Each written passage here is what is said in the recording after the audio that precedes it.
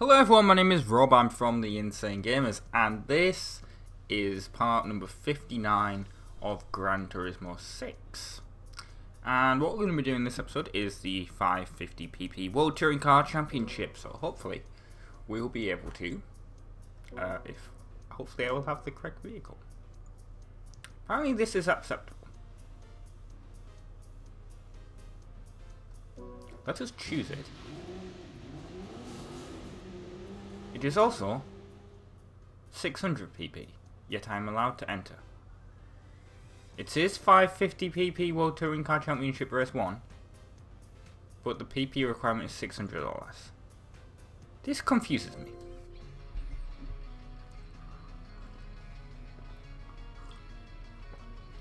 If you have any idea why that is, please let me know in the comment section. I'm actually kind of confused why it's allowed me entering. But we are in the HSV 100, I think. No, 10, that's it. I'm switching it. I keep wanting to call it the 100. Yeah, that's what we're in. Because it was massively quick at accelerating. There's 3 races on this. I should have checked what the tracks were, but I did not. This is Grand Valley Speedway. I know that much. By the way, have you guys seen the image that's floating around on the internet right now of Grand Theft Auto San Andreas without fog, without the draw distance fog? God, that map's small. I was just thinking about it then, because I was like, I might go back and play a little bit of GTA 4 today after I've finished this, and I was like, I think about it, the map's kind of small. And in the future, we'll think that the GTA 5 map's small. I mean, it doesn't take that long to. If you're actually in a quick car, it doesn't take that long to get from Los Santos to Palito Bay, which is the furthest north you can get.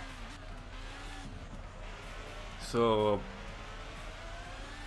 I believe Simeon's or the airport is the lowest, the furthest south you can go,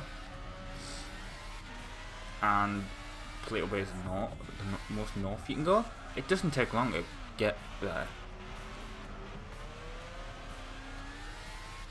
And I used to do a Grand Theft Auto 5 series. I just didn't stop doing it because,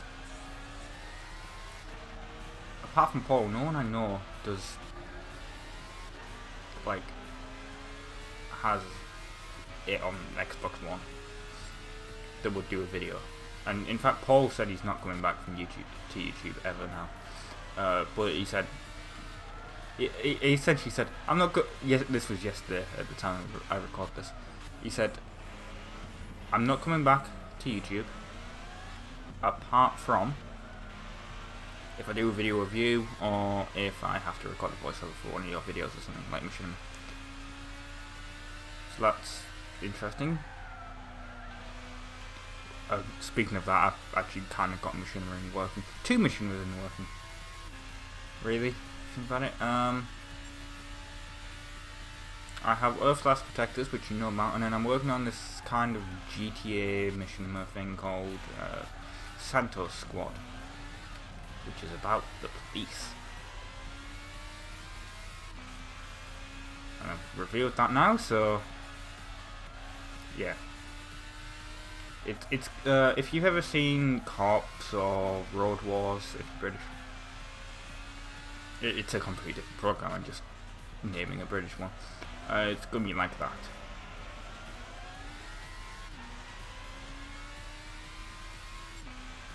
So if you're interested in that kind of thing, there's only gonna be one because it seems to take forever to make one.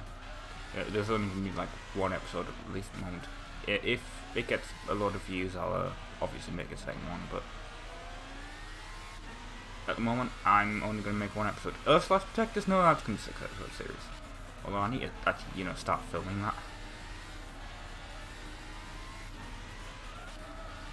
So if I don't, I have no idea when I'm going to release it.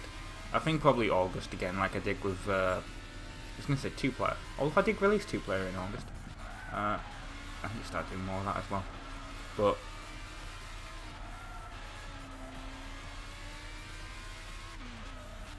what was it? What was it? It was last day. Duh. How can I forget it?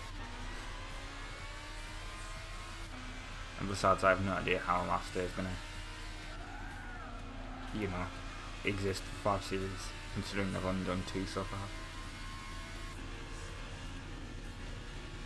Hey, I'm in first though now. I'm just trying to think of things to talk about. I recorded a bunch of Halo 2 today. I have no idea if this video, I think this video goes out in the midst of it. It's the level quarantine zone. And I'm going to set a challenge for you guys if you watch that series. Try and find the edit points. You'll find some, because I'm not that good at cutting deaths out, because I'm going to admit I died a few times. If only because the AI is incredibly tough on flood levels. I just hate flood levels in Halo 2, it's awful.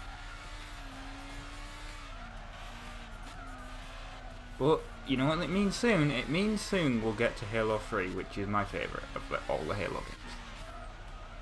Actually no, technically Reach is, and we'll get to Reach at some point, but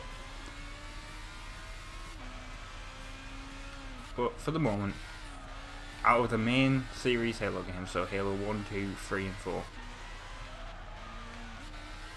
because you could kind of call Reach a spin-off, Halo 3 is my favourite. Maybe it's just because it's the one that I played the most out of them. I didn't play Halo 1 and 2. No, sorry, I played Halo 1 and 2, not online, no, I just played the story.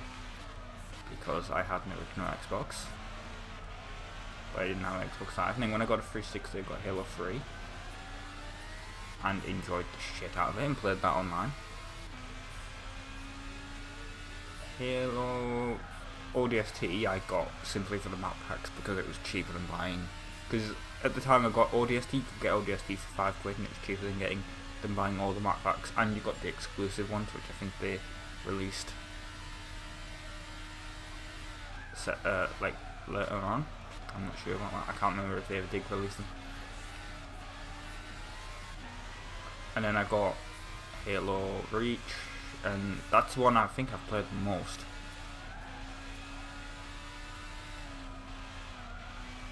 And there were so many machinimas I tried to start back then, when Reach came out, but I just never managed to.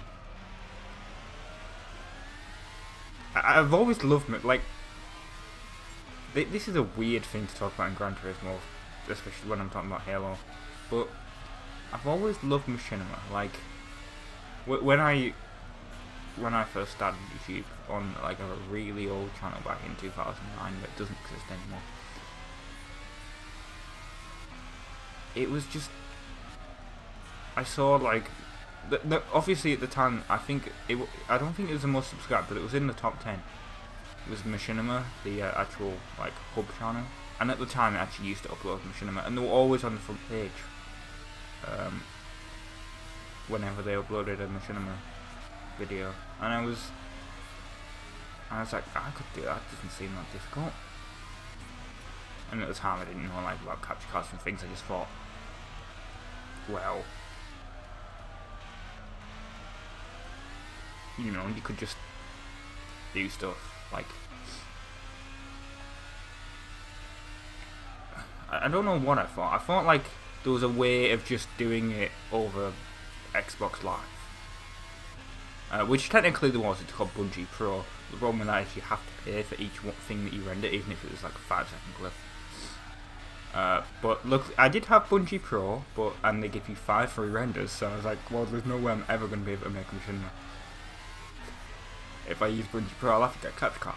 So I was thinking, well, I'll get the capture card, and at the time, YouTube was just getting 720p if I remember, so I was thinking, well, people will want 720p, but they won't mind 480. So I got an easy cap. And I really should have got a Dazzle, because that's what everyone was recommending. But I got an easy cap, because it was cheaper. Literally like £5. And the unfortunate problem with the easy cap is, well, first of all, there was a shitload of Chinese knockoffs, which was the first one that I got, and then I got like an actual one when they renamed themselves to S cap, to stop all the Chinese manufacturers. I think probably that the Chinese manufacturers have caught on again. But I got the S cap for 15 quid, and I used that for a bit, but the problem with it is I could only ever record GTA out of all the 360 games that I owned, and there's a reason for that. The problem with the S cap is that there's TV standards called HAL and NTSC, and because I live in Europe, where we use the PAL standard, everything runs at 50 Hz, but there's a way of getting 60 Hz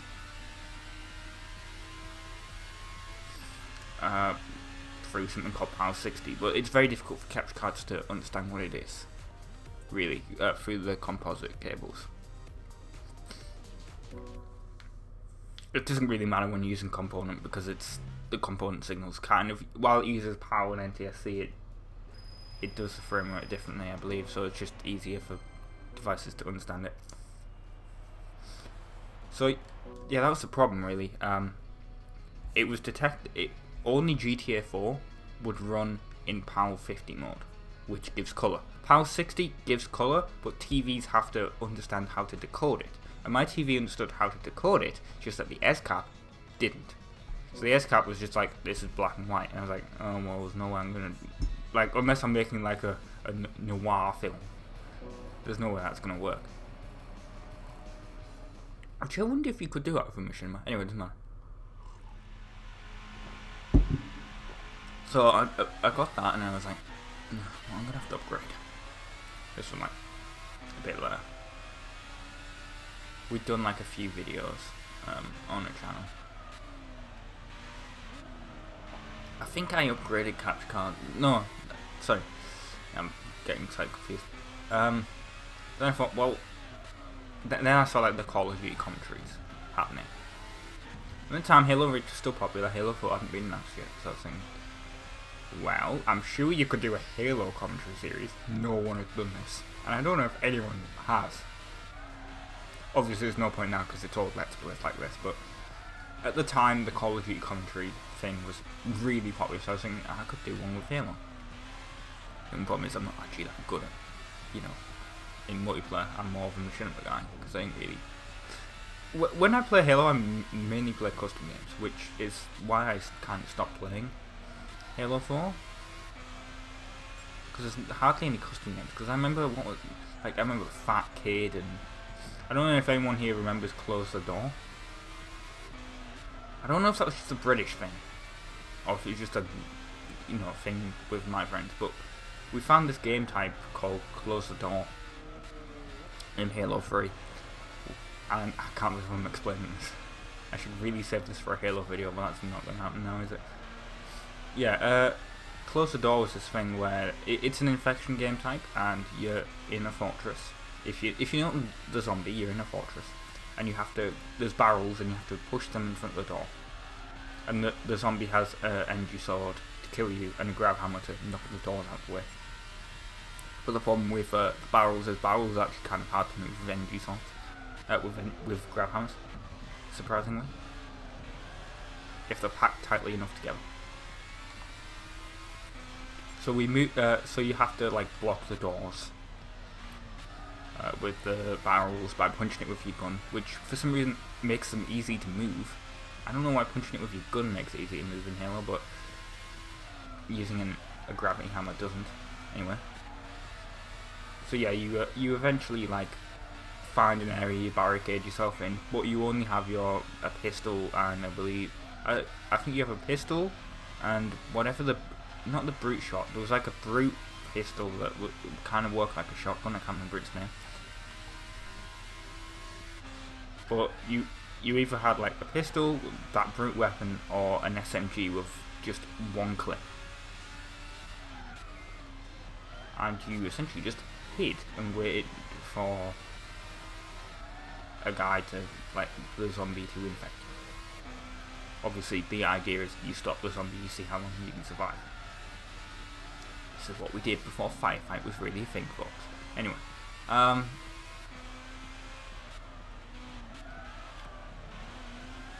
So you did that, and it was enjoyable, and you had a laugh, and you played that for it, and there was Trash Compactor and all these different ones.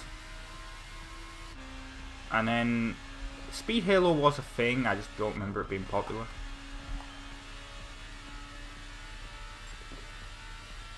But then you got, and when we moved on to Reach, I played a bunch of custom games like Speed Halo, and I can't even remember any of the the other Halo Reach ones. I have a shitload of them on my account, but I can't remember what they were called. There was like Jaws or something, where there was a zombie that was a shark. I think that was one of them. There was one, you can tell how mature people were, because there was one called Poopy Toilet or something. Yeah. That was the average age of a Halo player. But to be fair, in Europe it's like a 16, so... Yeah, poop jokes, always funny, right? No, Oh no, it was called... I swear to God there was one called Poopy Toilet, but there was also one that was called like Flush the Toilet or something. These are all infection ones. Infection jokes. Infection game types.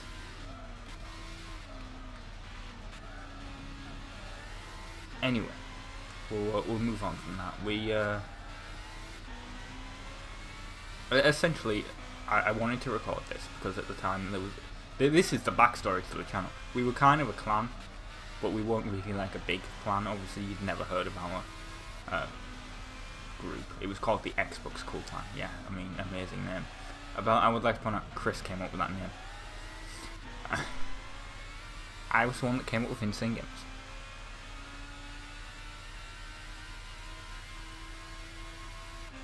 But yeah, we essentially just played custom games. We had a bunch of special variants of the game types that we renamed XCC.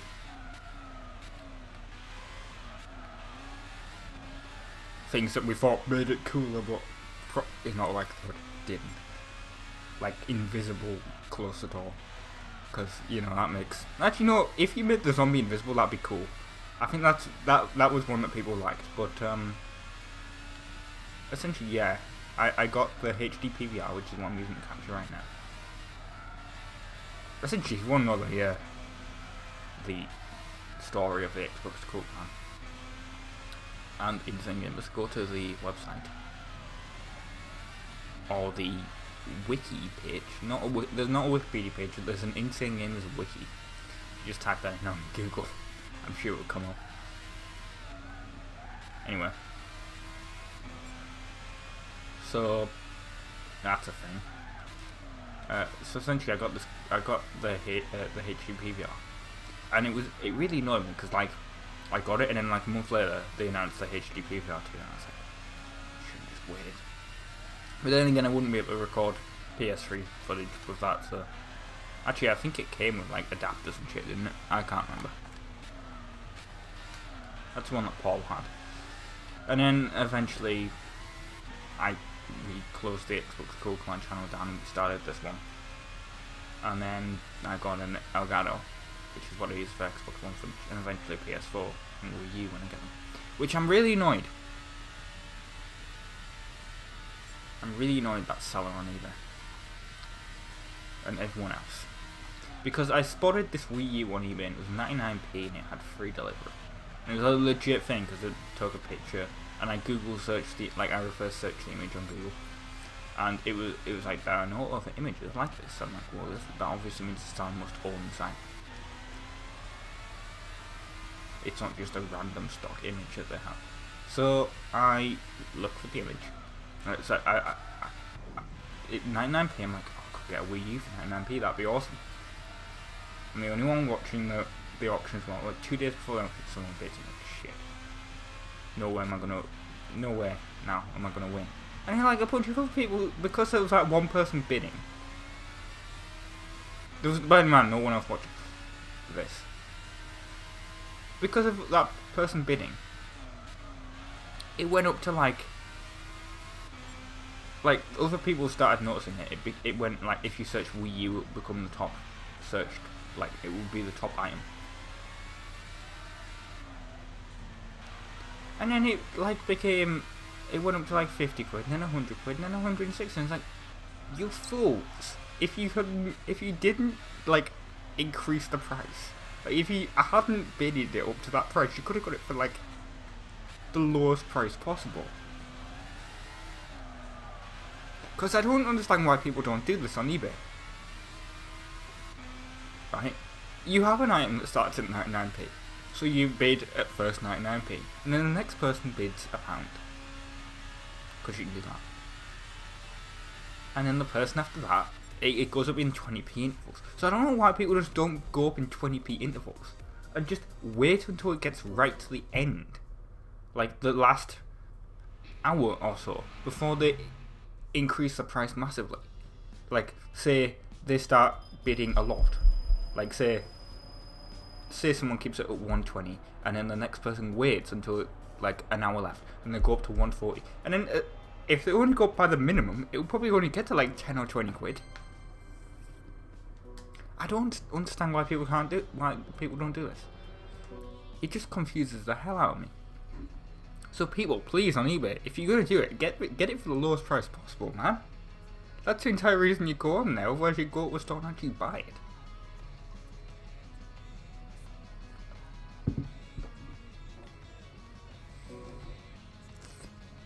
There's one that I'm actually looking at right now. I used to own a Wii, the original one, and then I sold it. I'm thinking, oh well, if I'm gonna, I may as well get one back, because, you know, I just miss using it. Oh, we're on the thingy circuit as well, aren't we? Oh god. But I miss actually being able to use the Wii, which is a bit strange considering I have a Kinect. 2 Kinects apparently. I have an Xbox 360 and an Xbox One Kinect. For some reason. Anyway.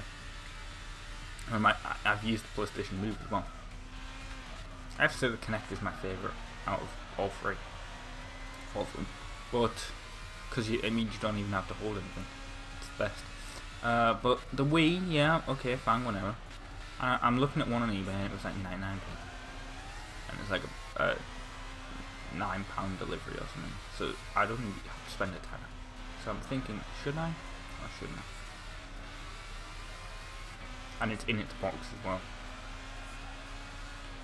But knowing me, I'll like look at it after I've recorded this video now, and it will have gone up to like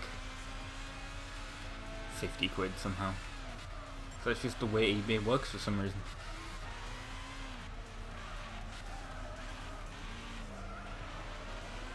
You can't get deals on eBay anymore. You just can't. There's also like a Mario Duck Hunt cartridge, and I'm like, well, that's the most common game in existence for the NES. Could probably get that for 99p. No, someone's bid it up to like a tenner. It's like, just buy it in house for like 3 quid. Why would you bid it up that high? This is like, what's the most someone's ever paid for a Mario Duck Hunt cartridge? Like, I'm trying to think. Like, I can't. Why would you bid it up that high? Like, I'm just repeating myself now. But if you don't know what Mario Duck Hunt is, by the way, you should look into it. It is the game that probably single-handedly saves the entire video game industry. Apart from the fact that it probably didn't in Europe, because we liked Sega for some reason, and home computers instead of video game systems. Until we got to like the original PlayStation. Oh no, I'm going to say the Mega Drive kind of became popular.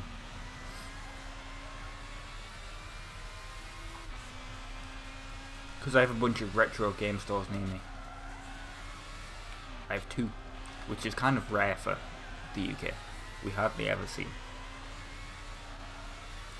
And whenever I go in then, there's a bunch of Sega stuff. There's a bunch of like old computer stuff, but there's hardly any old Nintendo stuff.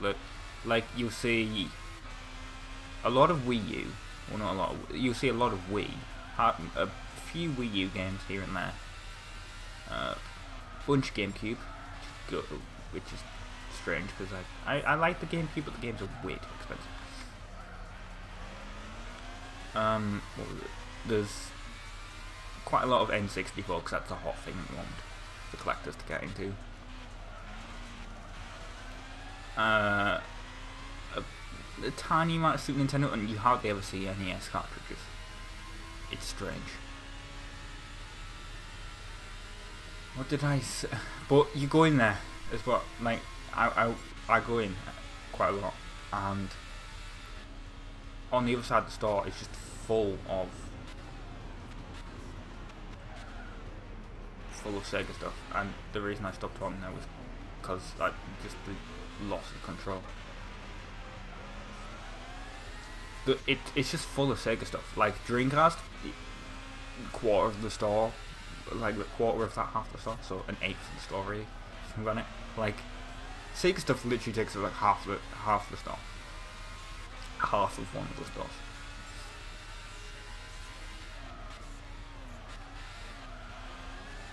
I'm not joking. I could literally probably go into the store and get every single Mega Drive game.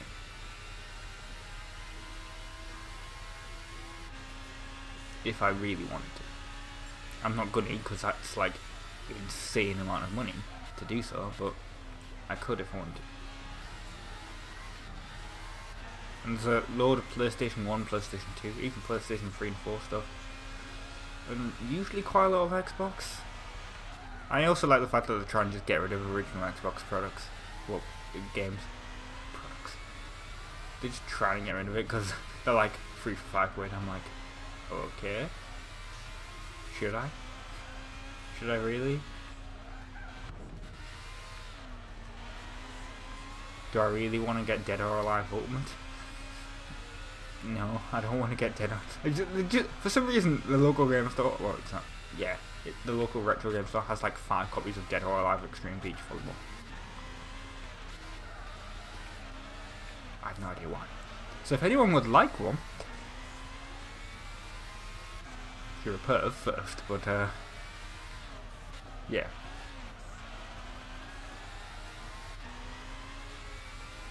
I want to get past these guys. If this is the only race I don't win because of the stupid straightaway here, I'm going to be pissed.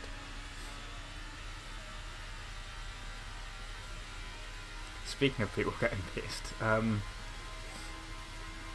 loads of people are angry for some reason. Like, in the UK there's this film called Watership Down. I'm assuming it also got released in America and other countries. But you look at the DVD cover and you think, it's just a cute film about rabbits. No. No, it is not. It's not a cute film about rabbits. It's a violent film. The rabbits get killed, like strangled with barbed wire. Yeah, I think they did get strangled with barbed wire. I've never actually seen it. I just heard awful things about this. And it exits, like, and you think, and there's also like the sequel that says piss off. And you think, okay, so obviously this is a violent film. This is clearly going to be a PG or a 12, which is the UK ratings. There's also 15 and 18. But no, it doesn't get any. It doesn't get any of the high ratings like that. No. It gets U, which is the lowest rating, and it means anyone can buy that film. I mean, technically anyone can buy a PG film if they chose to, but like a U means 2+, really. It essentially is a 0. It just, their recommendation is like, it will not disturb a child age 3 and over, really.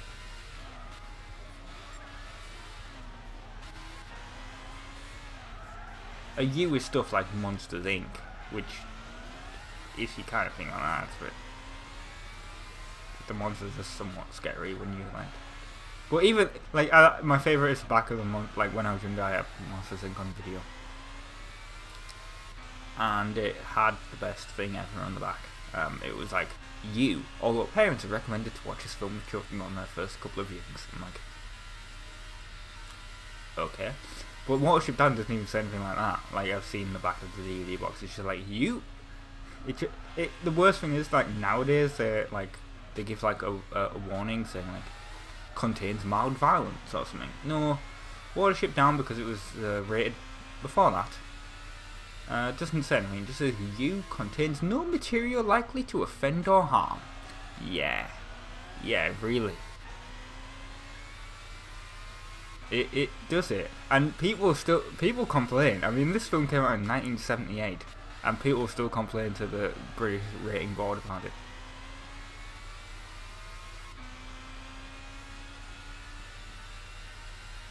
They get like 5 complaints a year, which you think, if you think that doesn't sound like a lot, Rob. No, it isn't. But bear in mind, they probably get on average about 400 total complaints a year, because they're generally pretty good at rating things what you'd think. The most a film has ever got is Dark Knight. I think they got like 200 complaints. So 5 complaints a year for one film that came out like, what, 40 years ago now, maybe? It will be. In 2 years' time. It'll be 40 years old, so 38 years old. That's quite a lot.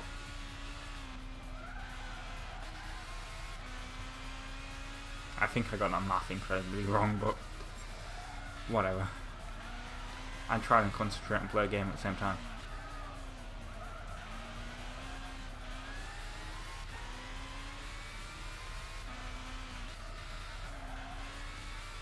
So yeah, I'm gonna say, if you're gonna, it might be a G in the US as well. I'm not sure. They might have re-rated it because I think the Americans rating mode can re-rate anything if they so choose. But the British one, no. The only way it would have to be is allowed to be re-rated is if the current distributor wants to send it in right now for a re-rating, which will probably never do because they just get so many sales off the U-rating because it's the lowest available one. Or if another distributor picks it up, and then it has to go in for re-rating if they decide to add their logo to the beginning or the end. Which, if that was me, I probably wouldn't. I'd just get my logo rated and just put it as a home entertainment logo and just keep the original logos.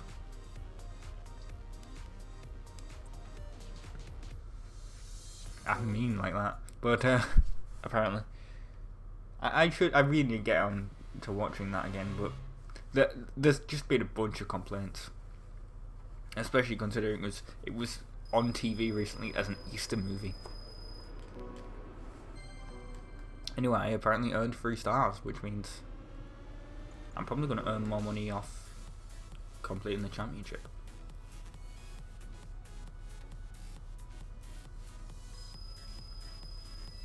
Yes, who would have guessed?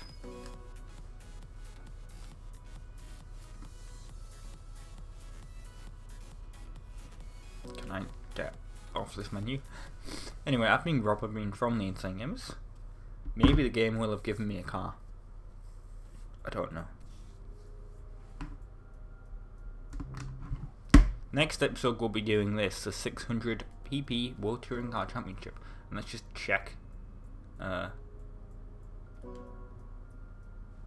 See, that needs 650 PP or less. This confuses the hell out of me. Which apparently I can choose this. I probably won't because I will lose control and I'll probably keep the same car. I might not win all the races on that one then. But yeah, thank you very much for watching. I've been Rob, been from the Insane Gamers. And ta-ra!